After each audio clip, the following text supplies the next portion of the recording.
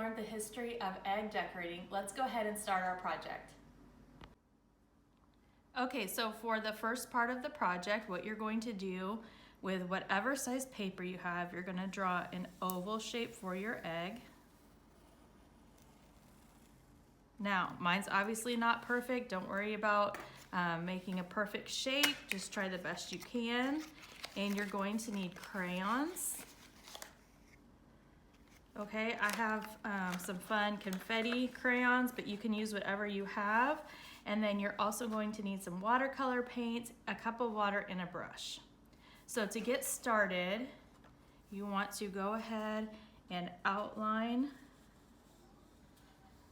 your egg. Now, when you're drawing over your pencil lines today, make sure that you press down hard because this is what's called a wax resist. So when you paint water over the top of the wax repels the water, it pushes it off so that the water does not cover it. So you want to make sure that you have a good amount of wax down on the paper to push that water off. Okay, and then it's really up to you if you want to draw your designs with a pencil first, or if you want to just go all in with your crayon.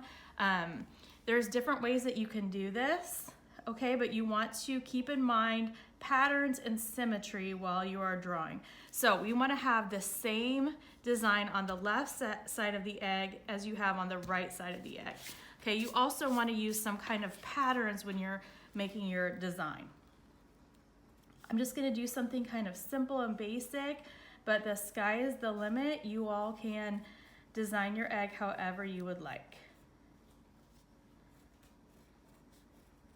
I'm thinking about variation in my lines, so I don't just have the same design over and over.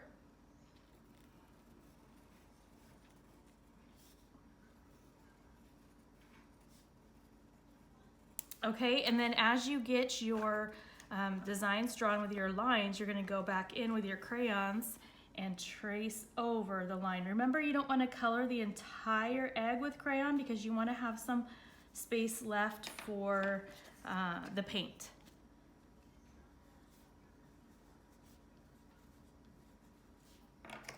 Okay, so I'm going to just keep on designing my egg all the way down to the bottom.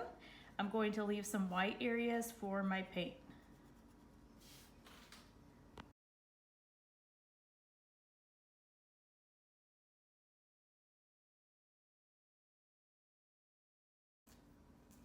Okay, so when you have all of your design finished with your crayon, you're going to go ahead and start painting with your watercolor.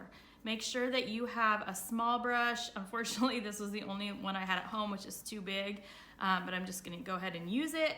And you can actually paint right on top of the wax.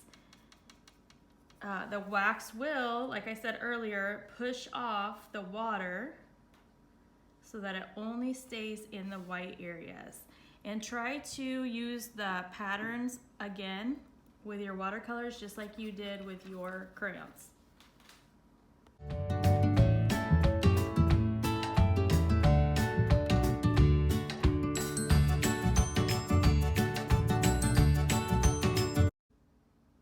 All right, so there you have my finished wax resist spring egg design. Mine actually I made into a card, so when this is dried, I have a card that I can give to somebody, and I hope you all have a lot of fun. Of course, if you don't have paint at home, you can just use crayons and markers to color in your spring egg. Use what you have so that everybody is included in making art. I hope you all have a wonderful time completing this activity.